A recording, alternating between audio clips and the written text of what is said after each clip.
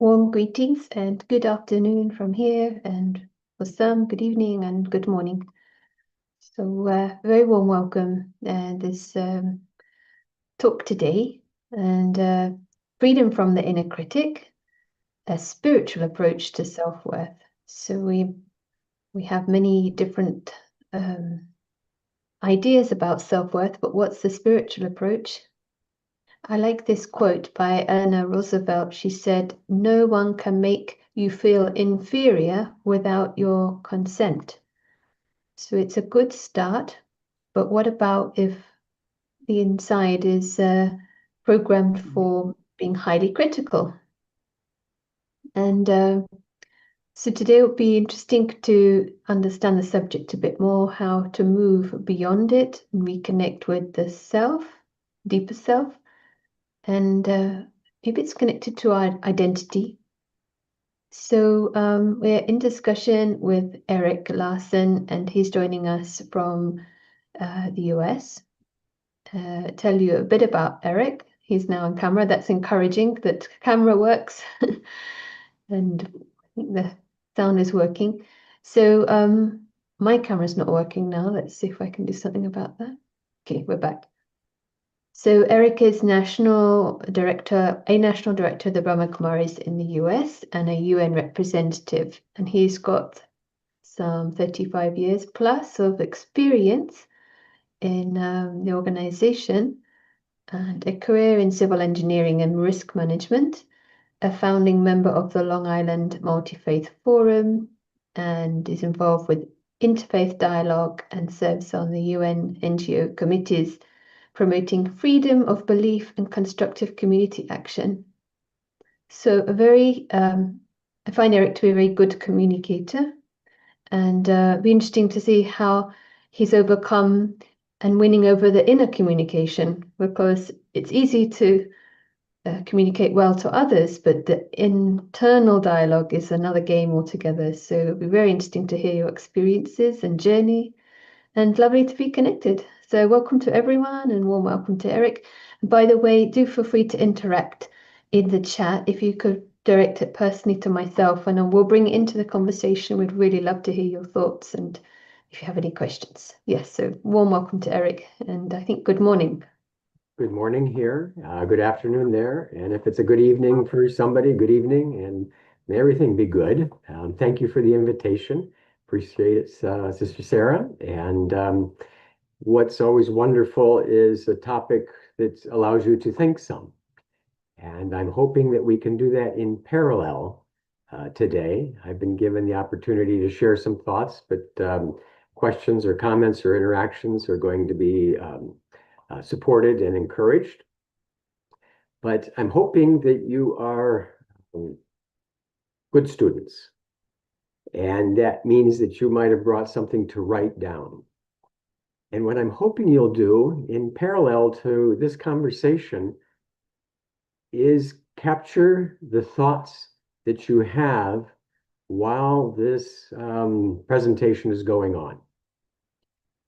And what I want to try to identify with that is that you are a critic.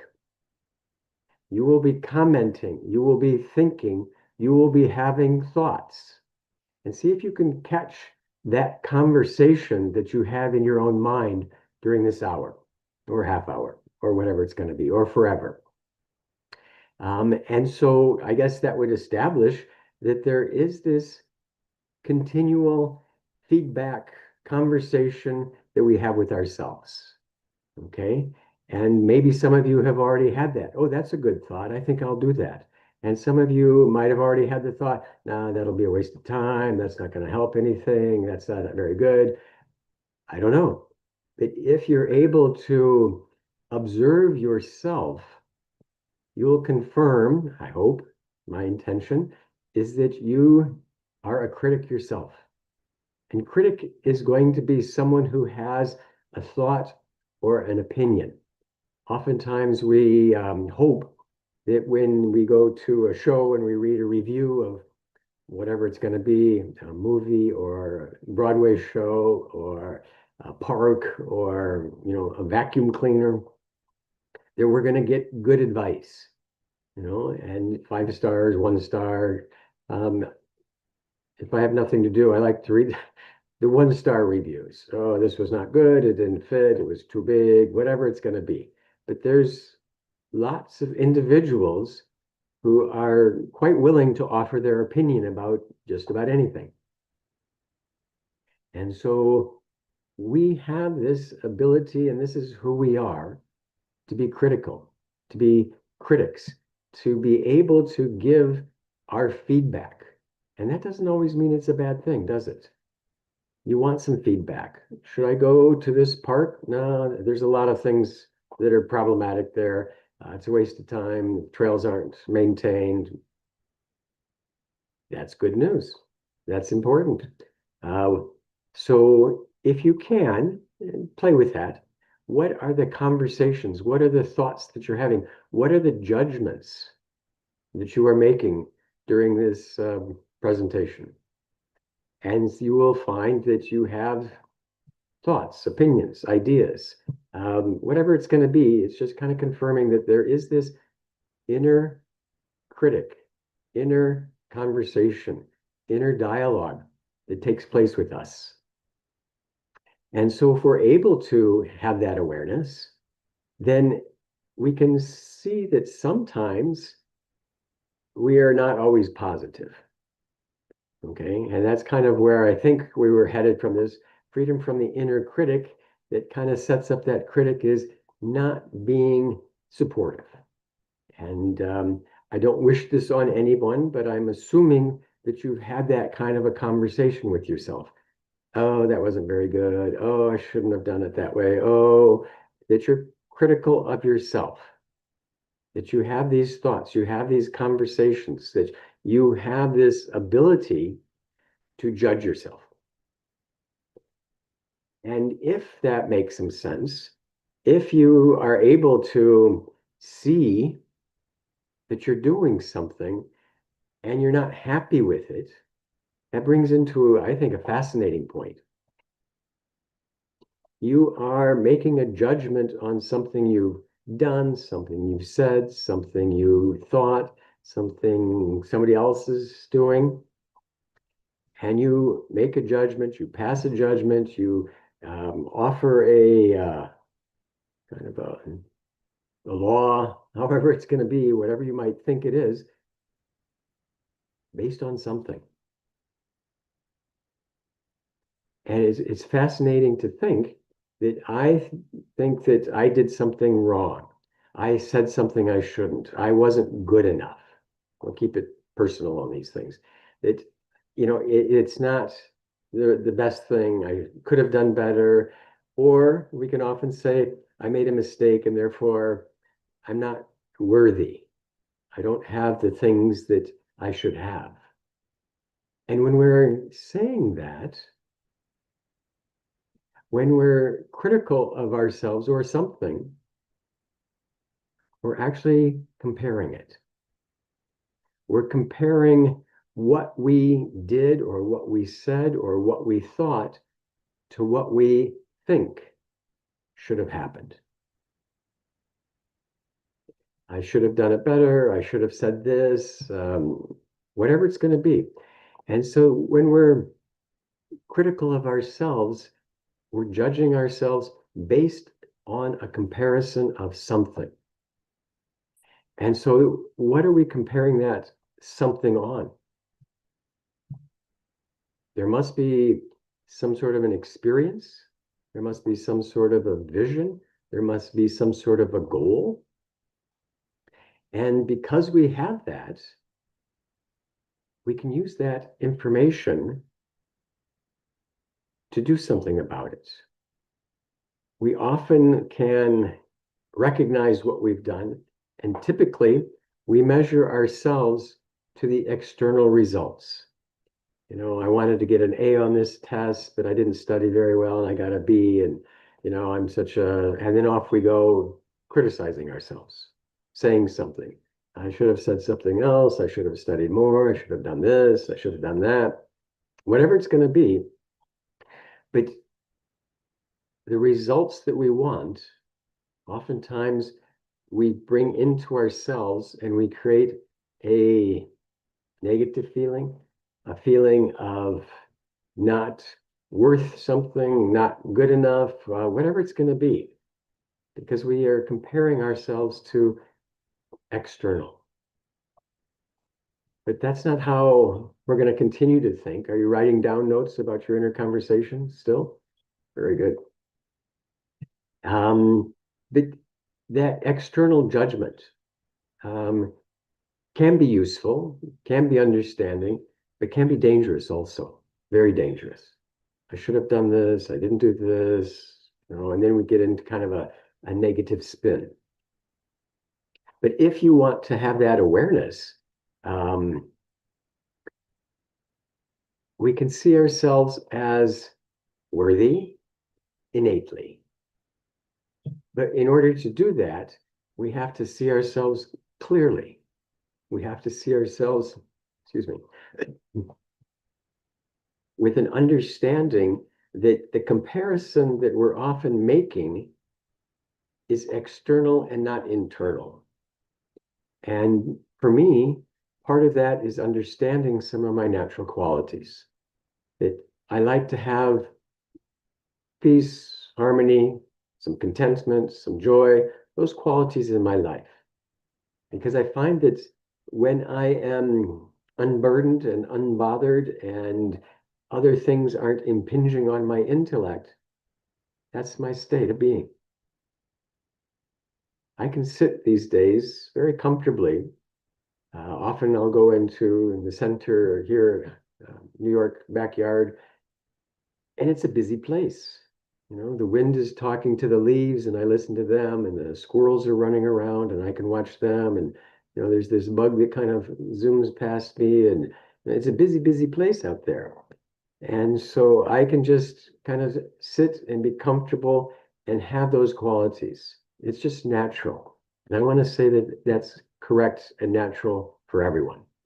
That if we're not subjecting ourselves to external forces, worries, problems, thoughts that take us away from our true state and inner peace, then we're going to be fine. But oftentimes we get caught up in thinking about something, worrying about something, looking at something else, comparing ourselves, being critical. And so that isn't available. And if we start to recognize that this is who I am, then I find something quite wonderful is that seeing ourself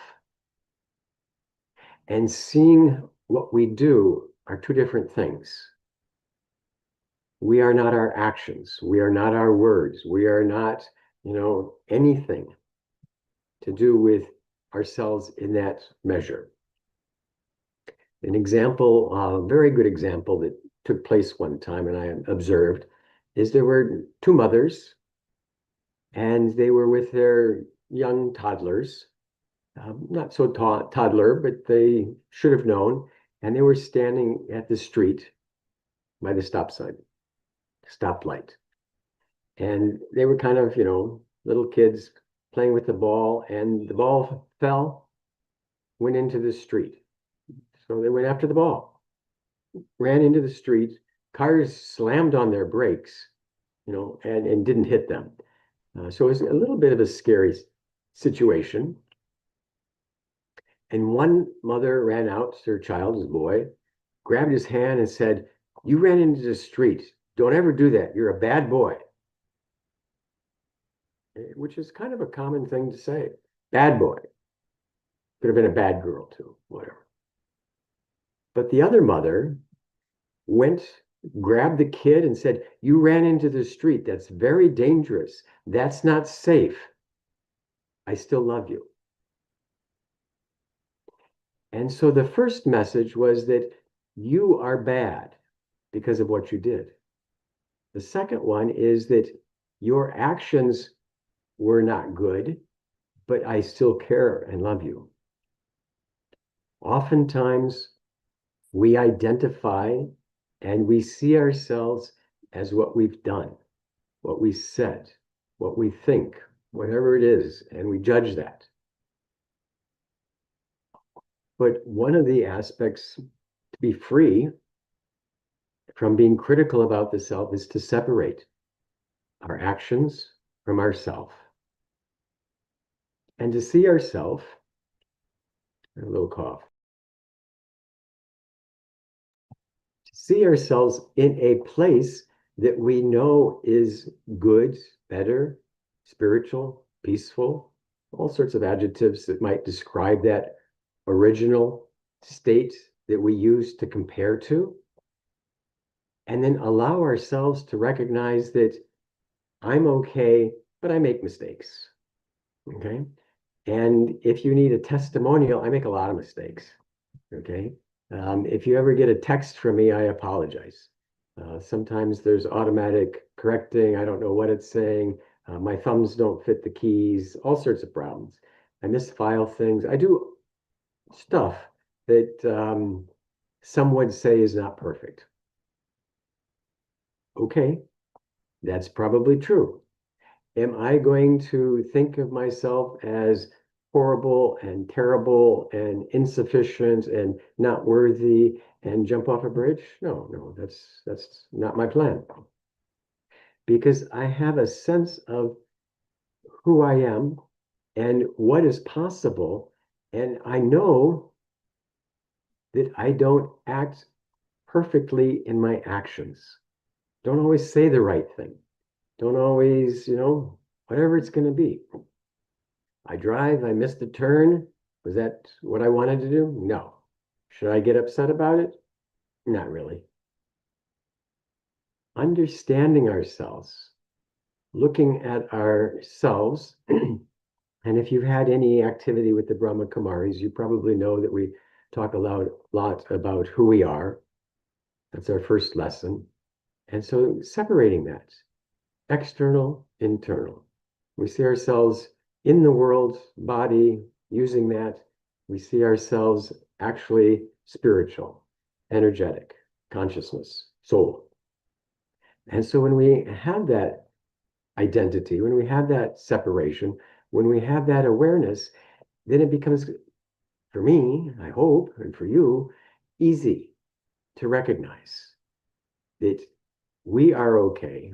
Actually, we are peaceful, we are eternal, we have all sorts of these qualities, but the world might not be exactly acting out the way we want it to, or then we're not doing the right things, but that doesn't mean that our value is lost. Great example.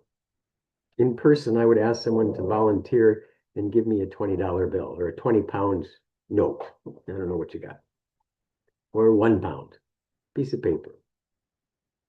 And we could hold that up, and then we could pour some coffee on it. Sarah could spill hers. We could rumple it up, crumble it up. We could actually put it in a basin of dirty water and take it out. Looks ugly, not right, not perfect. And then ask if anybody would want it. 20-pound note. You think people would want that? They'd still take it? Most people do. Even though it's not perfect, even though it's kind of ugly, even though it isn't how it was originally, its innate value is still there. The qualities that make it valuable haven't changed. Did it get dirty? Did it make a mistake? Did it have problems? Is it, ripped, corner, folded, whatever? So what? So when we identify with our innate value, innate self, and recognize that this is who I am and this is what it's like, that can change our conversations. I made a mistake. I said something. Okay, well, let me learn from that. As you are doing now, as you're writing down some of the thoughts that you're having as that inner critic, oh, here's an insight. Here's a thought. Here's something. We're just being aware. The first thing we have to do is be aware that we're having this conversation, that I am thinking, that I have these thoughts, that I am critical of everything. But that doesn't mean that I need to be critical in a negative sense of myself. Let me stabilize myself in this perspective of observing and see what it is, and recognize that from that safe, serene, peaceful, solid place, I can look at myself and what I'm doing and learn from that. We learn. These are experiments that we're practicing and doing. And so I'm hoping that you will do some practices. There's another way of understanding, another little story. Hope that's okay. What we do at a time. And the idea that how do you see yourself and how do you understand value? Because sometimes we're in situations and we don't get supported. Other people are critical of us. Others are, and then we internalize that. Oh, you're not going to be any good. Oh, you're kind of dumb. Oh, this, oh, that. And it's like, yeah, we don't have the energy. We don't have the clarity. We don't have the power to not allow that to dominate us. And then we somehow let the weakness of somebody else's vision towards us dictate who we are. And I think there's big problems around the world, at least this country, we hear about it, bullying. That people say things and they pick on you. And then you don't have the strength or the clarity or the support to counter that. And so you hold on to that. You feel bad. Sometimes it's more than just words and thoughts, complicated problem. But if someone's just saying something to you and you're clear on yourself, you're going to be fine. If you're not stable in who you are, then their words are going to penetrate and you're going to probably believe that and you're going to be critical of yourself. And that leads to bigger problems, which we're not going to solve today. But that sense of what am I thinking and what is the company I'm keeping? Because there's a story, lots of stories, about someone who inherited, found whatever it was, grandpa's violin in the attic. And was wondering how good it was. And so they got some advice. Somebody said, well, why don't you take it to the pawn shop? Okay, pawn shop is where you might be able to sell something or however it's going to be. And they took it there and the guy looked at the violin and said, yeah, okay, and I'll give you, I'm going to speak in American, $10 for it. Okay, 10 pounds. Like, well, okay. And brought it back and said, well, this is what they offer. He says, well, why don't you take it to the music store? Okay, and see what they say. And took it there, and the person behind the counter looked at it and said, oh, this is very nice. It has a good sound. I'll give you 20 pounds for it. Like, all right, let's see. And then went back to, the place and got some advice from parents or whoever it was. Like, well, why don't you see if there's a professional musician who would know a little more about it? And, or a collector of violins, someone who's kind of key on those things. He said, okay. And they found, the orchestra, lead violinist at the orchestra. And that person looked at it and said, oh my gosh, this is an original Stradivarius or something like that. This is incredible. I'll give you 1,000 pounds for it. And one of the interesting things about that story is, where do you spend your time and with who and how do they value you? Because other people's words become some of our thoughts. And I'm hoping that you're doing that right now again, writing things down, that whatever is being said is going to have an impact in how you take that in and how you think about it and how you work with that. You are an inner critic of yourself and how other things come in. And you're also kind of a keeper of the gateway into your mind. What do you let in? What do you allow? What kind of a situation do you put yourself into which might be beneficial, helpful, or detrimental? Who sees you? Do you spend time with those who will support you, allow you to understand the deeper parts of yourself and develop that? Or are you with people who will always drag you down? They're critical of you. Eventually, that criticism finds its way in. That's what you believe. That's how you see yourself. Um, and if you're young, you have no defense. Okay. If your parents keep saying you're dumb, you're stupid, you're, this, you're that, oh, okay. And that's kind of how it is. Lots of trials or experiments where they tell, kids that you are really smart. You're going to do these things. And they respond to that.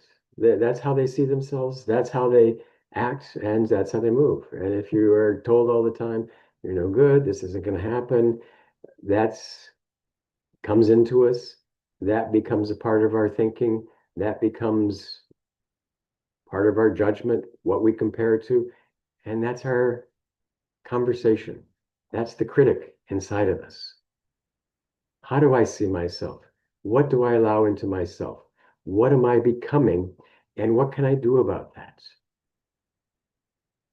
One of the elements, I was going to spend some time and then we're going to have some more time conversation, if that's okay, that wanted to just highlight is that if you can see yourself as not your actions, then it's easier to forgive yourself. Okay. I make mistakes. You make mistakes. Things happen. Doesn't turn out the right way. That's okay. Okay. I have tangential topic here, and that's cooking. Okay. If you want to be a good cook, very simple. Eat everything you make. Okay. And pretty soon you're going to say, ooh, that was pretty bad. That wasn't right. That's not the way the recipe thought it. But if you eat it, you will figure out, I got to do something different next time. Okay. So it's good information. And then maybe you won't put so much salt. Maybe you'll, put sugar instead of salt or whatever you were fixing. Salty cookies, not so good. But if you eat everything that you make, you will get feedback on what you've done and you will have another idea on what to do next. They're not mistakes. Okay? Didn't do right? It's okay. Forgive myself. But let me try something else. I'm not going to dwell and hold on to it. Oh, I'll never cook. I'm never any good. If I say that, it'll be true. But if I say, oh, let me learn from this, let me not dwell on what went wrong or what was bad or what the mistakes are or anything like that. See that as an opportunity for information to grow and get better. That part of ourselves is a positive critic. What is the inner critic saying? Ooh, this was wrong. Don't hold on to the wrong. Hold on to what do you want? Where do you want to go? What would you like? And it will happen. We have that inside of ourselves. We have that ability to know what we want, and we can hold on to what's wrong and stay stuck, or we can focus in on what we want and see the difference and see the path forward.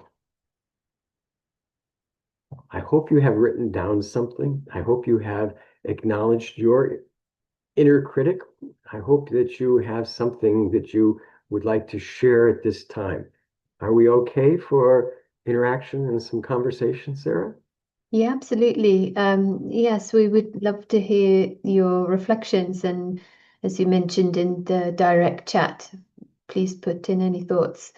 And I was just, while others are sharing or writing, it's a Pygmalion effect that the gaze of others, the teacher with a high vision of the students, that was, I think, researched. I don't know if it's 60s or 70s, but since then a lot has been done. I remember when I was new coming to the meditation center here, it really stood out to me how the vision was not based upon what I had said or done, because you know it's something not quite right. And that vision was so uplifting, and it's just what you were saying. So we may not always be surrounded by those who have got that intention, but just to know any experience we've had with that kind of giving that space, and that if we can choose company from time to time, that is very good for us. And it reminded me of the Gandhi quote, I will not let anyone walk through my mind with their dirty feet. So you do have options, we don't have to, that behavior and words of others don't have to become our own self-talk. There was actually a question that came up, what to do if you have obsessive anxiety thoughts.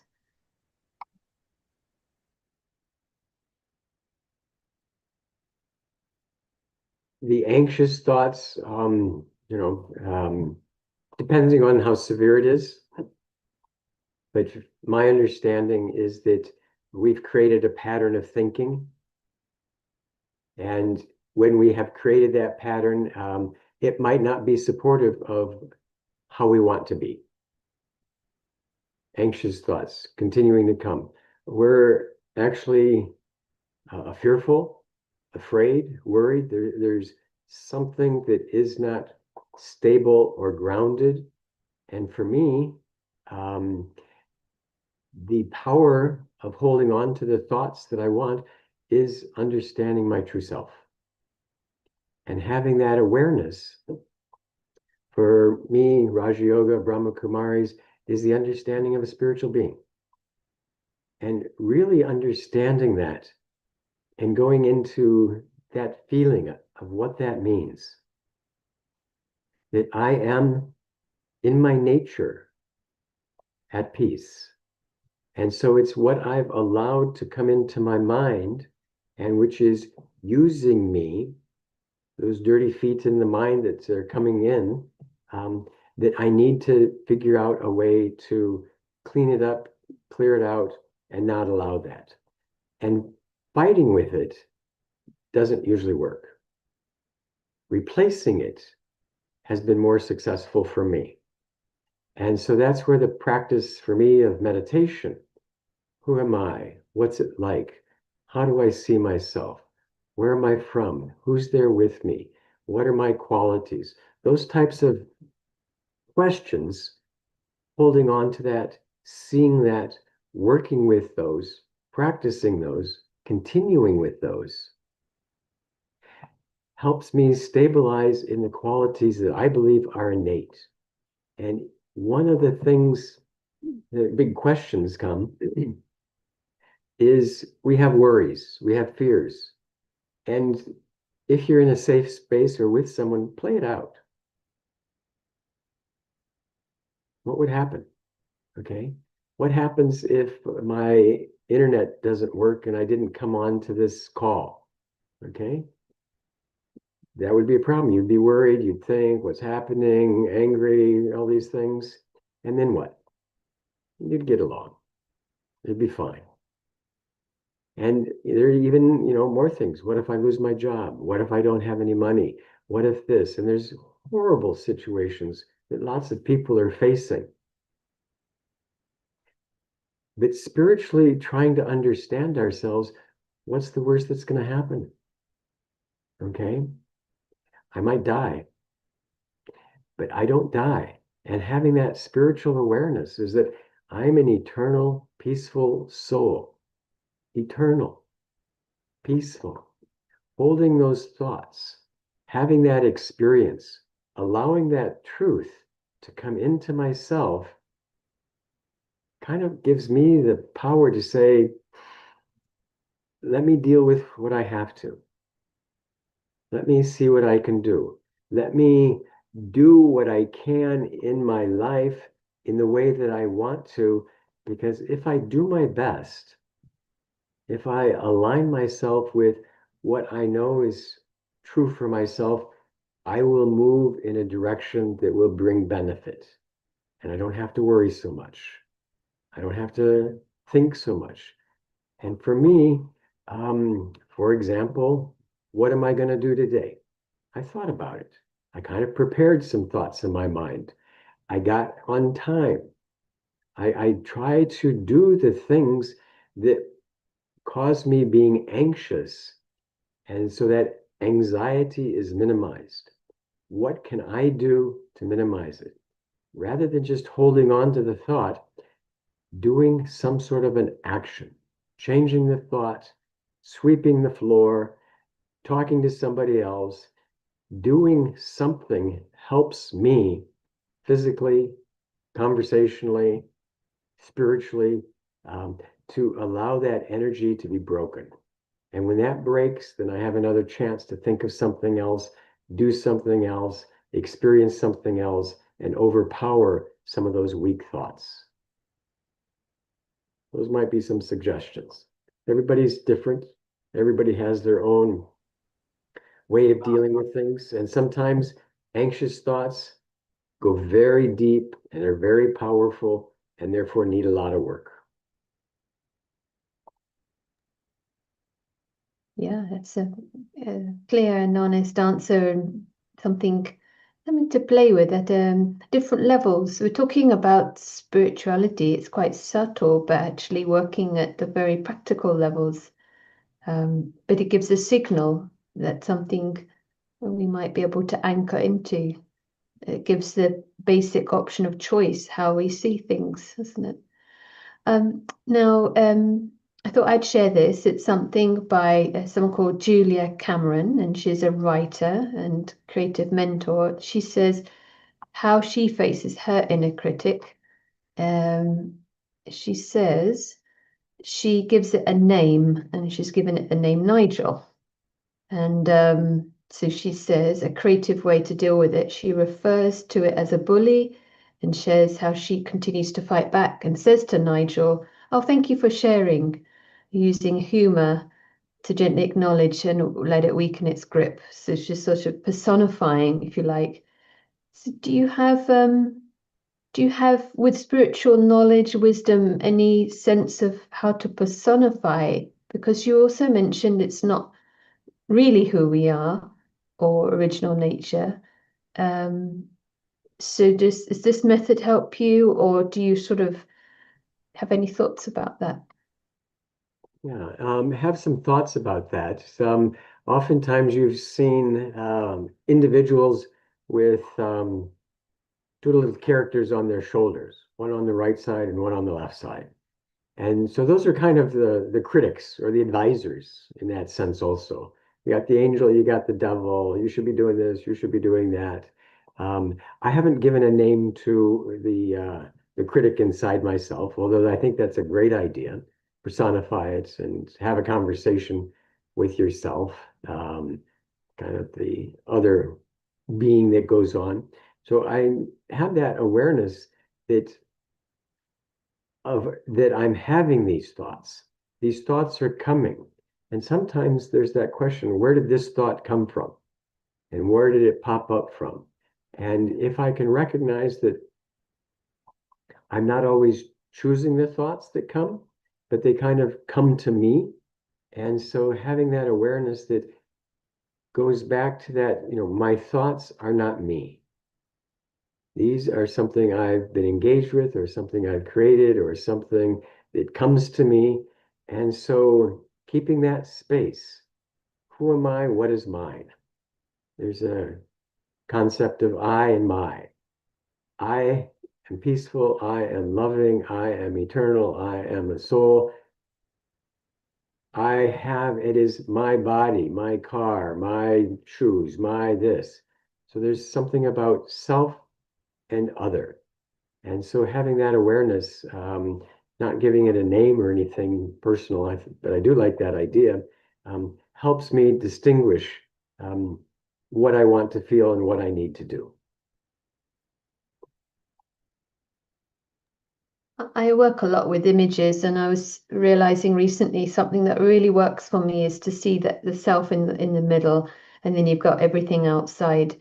And normally, this outside in living, we're just taking the sense of identity, notion of the self from opinions and our others' vision, what I do, what I have, etc., all the things you mentioned. And it really shows what a question mark comes in the middle, quality of life.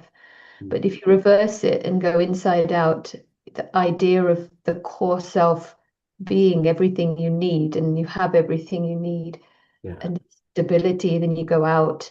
Otherwise, it has a double effect, doesn't it? Being out there, you are end up trying to fit in, you're lost in the fray, but also you don't see yourself. So you're alienated from, you become subservient to all of these external voices.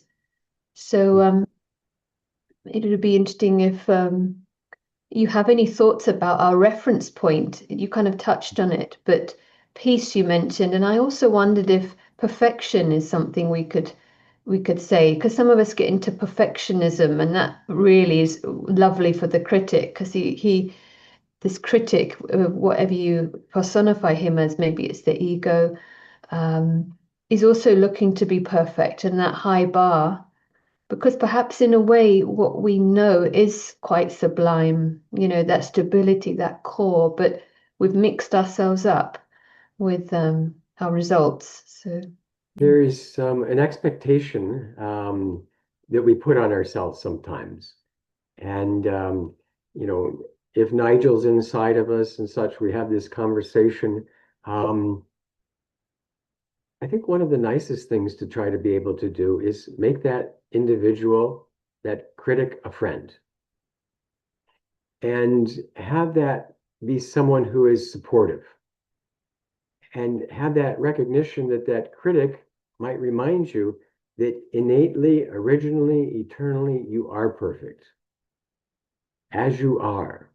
Now, your actions are different, but I'm trying to picture, and maybe you can all envision a little child, a little baby. It's perfect as it is. Does it know things? Does it make mistakes? Does it drop stuff? Is it acting? It's acting perfectly because of who it is. And so are we. Okay.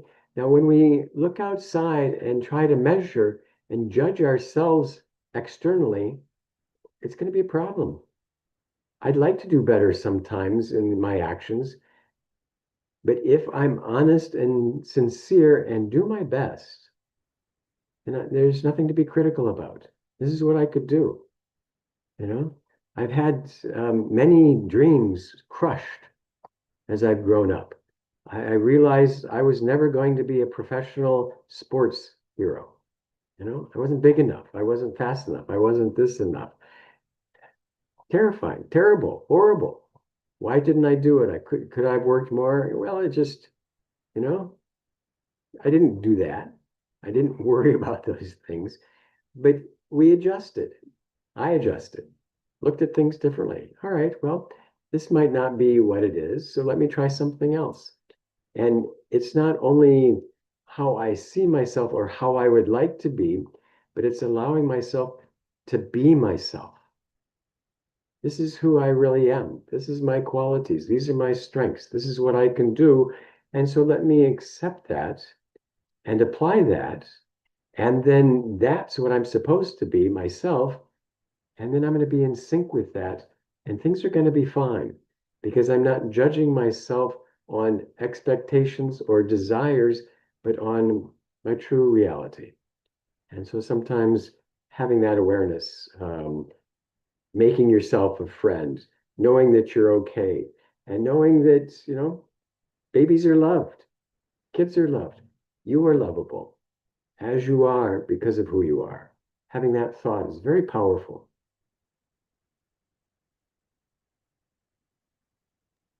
yeah, I think what came from that when you were sharing is there's a quality of honesty, perhaps is also, the pure intention, and that in a way perhaps counts more than the result. Um, Yeah. if with the kind of integrity, perhaps. We played a game one time. It was, I don't know, a long time ago, a football game, I think it was. It was a picnic, and it was interesting to watch the intent of the people who played the game.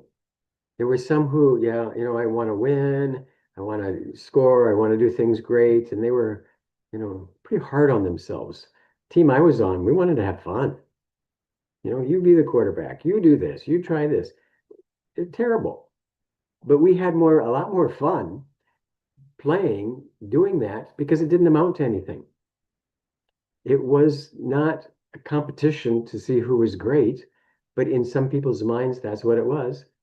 But for many others, it was a chance to express themselves and to try different things and play. And so if there's a critic who's a friend who enjoys playing, that's going to take care of a lot of the issues and the wasted energy. Wasted energy. I should have done something. I couldn't have done something. And, that can go on for lifetimes. Why did I do that when I was in second grade? I shouldn't have done that. And there's a story of some parents who were very, very upset because their 3-year-old didn't get into the right preschool. And it didn't get into the right preschool. And because it didn't get into the right preschool, it's not going to get into the right grade school. And because it's not going to get into the right grade school, it's not going to get into the right high school or prep school. And that's, they're not going to get into college and they're not going to make the right connection. Their life is over.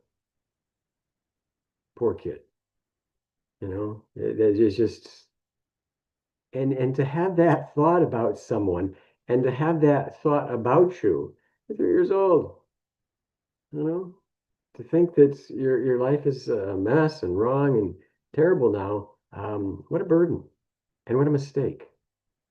It's, see what evolves. Be light on the self. Can help a lot. I'm glad you brought in this aspect of game. It just opened up some thoughts about how necessary it is to have balance, and we're possibly living in a society that's lost that orientation and the left brain, if you like, the analytical, the sort of fastidious. We need that, but I was reminded of Walt Disney's creative phases, and there are three, but sometimes you could say four. You probably know them. First, the dreamer. So it's like anything goes, imagination, generating big ideas without limits or judgment. What if? And then you've got the realist, where it's like, take it to the next level. How could that work? And planning. And then you get the critic, the third stage that critically evaluates. And you need that, but don't lose the first two phases. And then you've got the observer, the fourth, that bit impartial. And I think we could use that a lot more. A little side note, because I think it's so wonderful. I heard those 3 aspects of Walt Disney, and I was told he had 3 different offices. And one where he did the dreaming, there was all sorts of things. And the other, each one wasn't in the same place.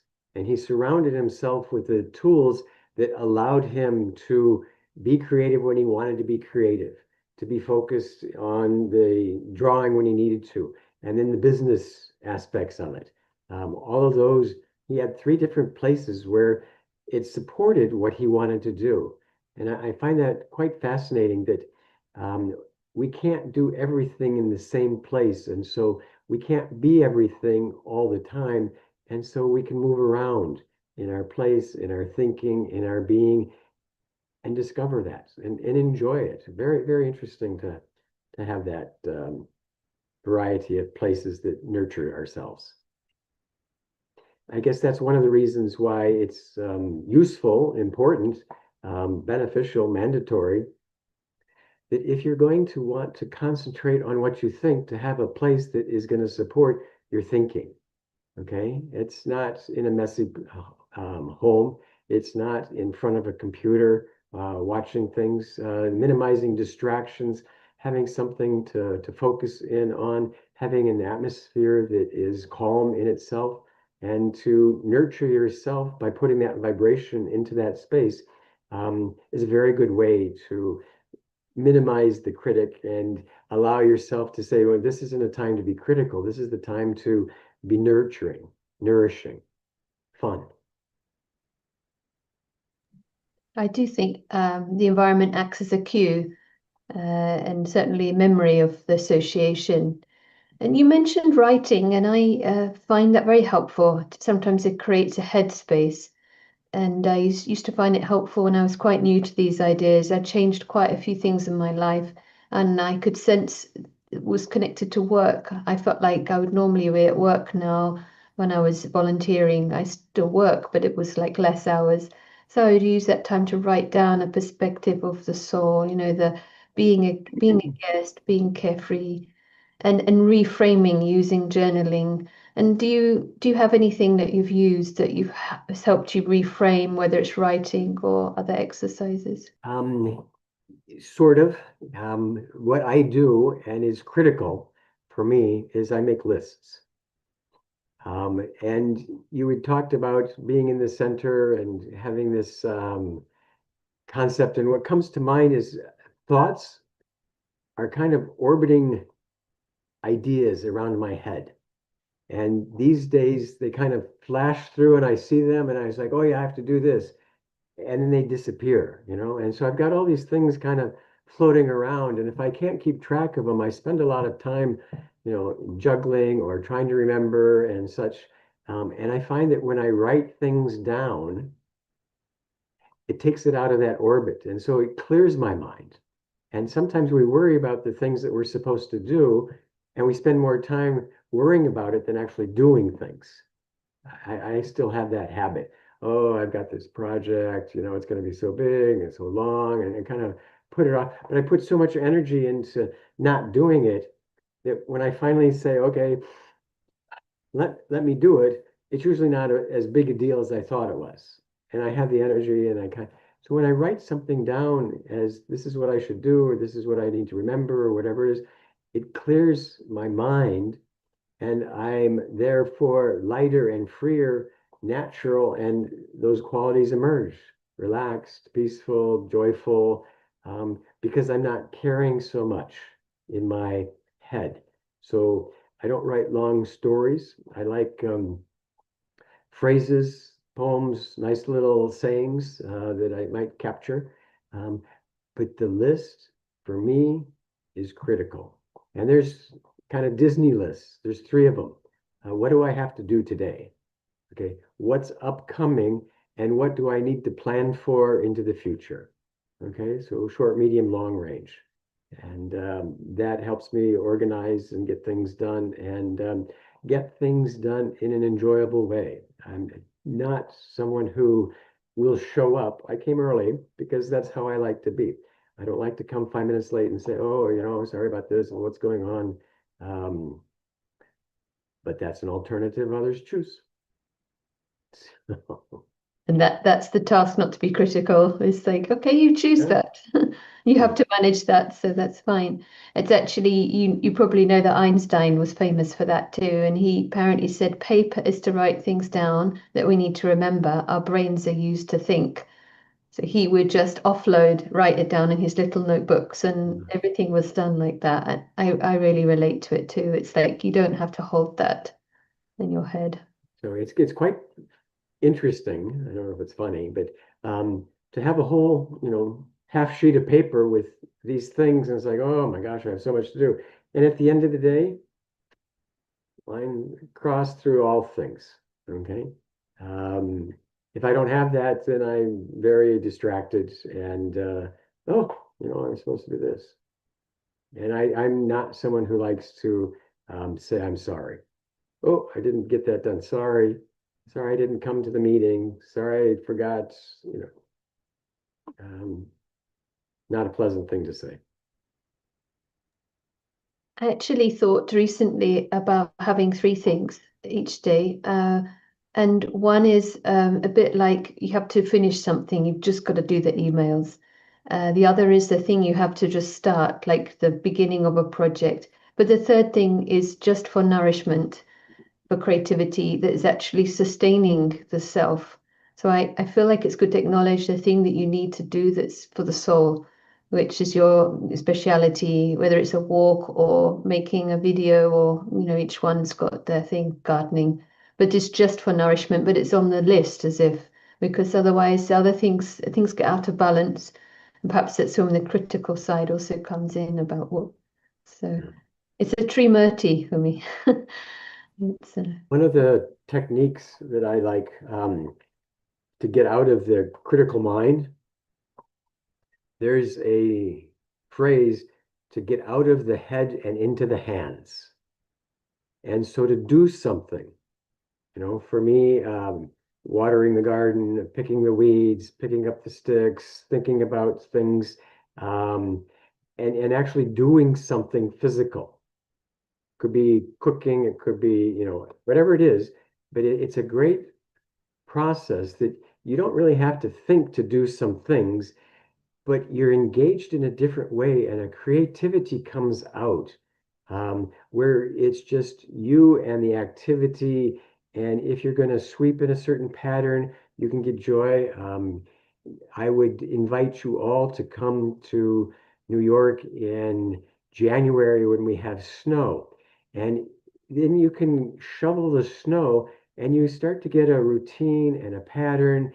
And it's kind of, a focus, and you're not thinking about anything other than the task that you're doing, and it frees you from everything. So having an opportunity and doing something physical, karma yoga for some might know that term, really does break and interfere with a critic that is not positive. Yeah, thank you. Very practical and enjoyable. It rebalancing the system, and when there's creativity, then newness comes, and you feel there's another. Um, so I was wondering, we have just a few minutes left. If you would like to share a short or simple meditation which you might be useful to quiet the inner chatter, or maybe you mentioned about the true self, maybe it's directed to that. So would be lovely. And after that, well, we'll share in the chat also details of how you can listen to the recording and connect to Cambridge Inner Space. But maybe I'll take this opportunity to thank everyone on the call. Thank you, Eric. And we'll finish with some perhaps words and anything you want to add as well. Sure. Very good. Thanks for the opportunity. Thanks for everybody coming. And I hope your notes that you took and that inner critic will be a nice reference for your critical thinking in the future. So if you don't mind, take a deep breath and kind of get settled. And now we're going to have that awareness that we have a Nigel in our head. There's this chatter, conversation,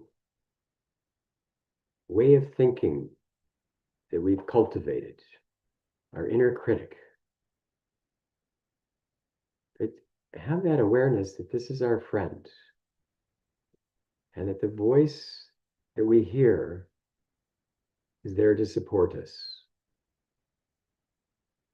That what we are is eternal, peaceful beings. We are perfect. And we carry that perfection with us. And we want to achieve that spiritual experience through the physical. We don't often make those two the same. And so we're going to let our actions be free. Observe them. See them. Distinct. Separate. And not us. And in these few moments, we're just going to focus on us, the self. Not even the critic there. But who am I? What is that quality that I want more in my life? And if I'm not critical, then my natural innate qualities will grow. And so experience your true self, a being of peace. Feel that energy coming into you. Have that awareness. And when my chatter's down, when my mind is occupied. This is the quality that comes.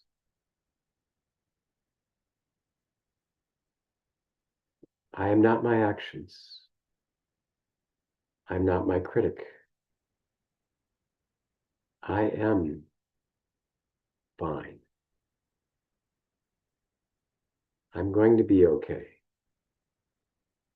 I have skills, I have techniques, and I have enthusiasm to apply those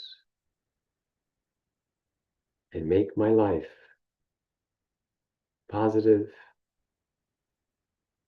peaceful, and productive. Om Shanti. Thank you, Om Shanti. I realize meditation in a way is another way of saying suspend the inner critic. Actually There you experience. go. So continue with your practice of meditation. Absolutely. Yeah, it's encouraging, isn't it? It's creative and dynamic. So yeah, thanks. And it was great to be connected across the pond. Always good. Lovely again. Thank you all for coming, and enjoy your inner Nigel, I guess. Yeah, best friend. It's true. He's sort of pointer. He's like a flag. He's like, okay, okay. There you go. That's nice. It's a good conclusion. Very good. Thanks again. Om Shanti, everyone. Yeah, bye-bye. Until next time, we've shared some links in the chat and enjoy and good luck with everything. And see you then. Bye-bye.